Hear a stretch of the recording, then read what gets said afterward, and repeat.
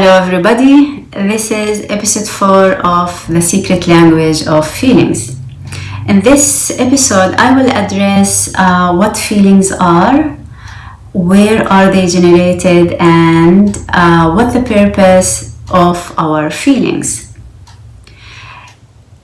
As well, I always address the foundation of this teaching, of all these videos and of everything I try to teach to other people and to myself, is we are a being in a human experience, not the opposite. So being are the highest form of our divinity. Our true self is that light, is that divine. But we are here in a human journey, and we have to respect that, we have to acknowledge that, we have to deal with that from that perspective of being. So let's go back to our video about feelings. So what are feelings? Feelings are the lower harmony of perceiving. As a being, be, know, receive and perceive. But when it comes to a human experience, we have self. As a self, we have thoughts instead of knowing, and we have feeling instead of perceiving. As well, feelings are the translation of our emotions by the body consciousness to physiology and chemistry. Depend on the meaning that we give to the thoughts. We have two types of thoughts that create feeling. The first one we call the inference, which is how we make assumption of the reality that is important to us. Let's say if we say my coworker ignoring me or my boss ignoring me. This is assumption. It could be true, it could be not, and we have to do a reality check. And I will explain that in details in the upcoming videos as well, with each emotion that we have. The other kind of thoughts is the evaluative thoughts. The evaluative thoughts when we judge ourselves or judge other people, judge the world, judge God, judge anything.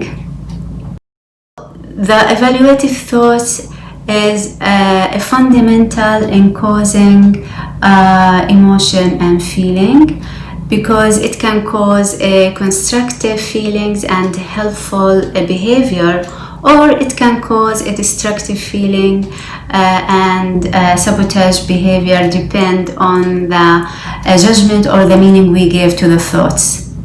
Or I won't get this job because I am useless, and it has a core issue in our subconscious mind we have to deal with.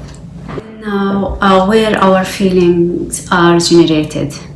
Our feelings are generated in our heart. Our heart is very, very important organs in our physical body.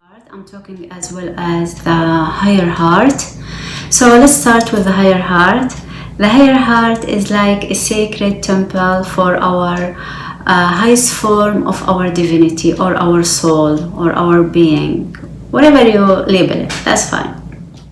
All the energy that ascend from the earth, because the frequency of the earth is matching the frequency of our heartbeat. So the energy that ascend from the earth actually is, and the energy that descend from heaven, they are combined and met in our heart for balancing. And after that, the heart will send the frequency to the universe, to our organs, to our atoms, to our body, to everything. This is the importance of our higher heart. The physical heart as well is so important in our physical body. It's just like the master organs, or like king in our body, and the brain is the prime minister. And the physical heart communicates with our brain and our body in 4 ways. The neurological communication, which is the nervous system. The biochemical communication, which is the hormones. then the biophysical communication, which is the pulse wave, as well the energetic communication, which is the electromagnetic field. The heart designed to change the electromagnetic field in our atoms. Depending on the emotion we choose to the meaning we have in our thoughts. So our physiology basically with this formula can change depending on our emotion. Very interesting. Our heart as well have 40,000 specialized cells. Those send neurotransmitter to the brain or signal to the brain to tell the brain what to do. How our feelings are generated in our hearts. As I said before, everything starts with thoughts. So the thoughts enter our energy field, then depend on our perception, our programming, our belief system, and a lot of things, and our conditioning, and a lot of things, we choose a meaning to these thoughts. The conscious mind chooses a meaning for these thoughts. Then after the conscious mind chooses the meaning, the subconscious mind take over by creating the emotion. Because I said then the previous episode that in our subconscious mind we have two emotions. We have love baggage and we have fear baggage.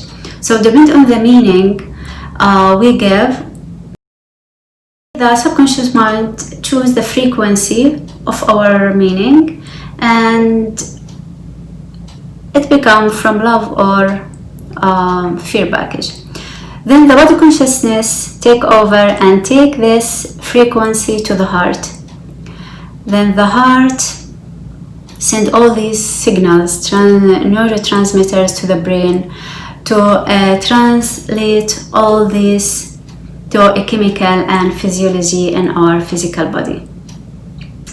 That's why, depending on the meaning, we have a constructive feeling and a helpful behavior, or we have a destructive feelings and sabotage behavior. Now, what's the purpose of our feelings? The purpose of our feelings is very crucial and is very important at the same time. Because our innermost or our inner master or our soul talk to us through feelings, and it's indication that from our soul that a new experience approaching our energy field and our journey, and we have to experience it. This is the purpose of our feelings. Not to judge it, not to hate it, not to just to allow it, allow this experience to be there for it, even with the hardest feeling that we have.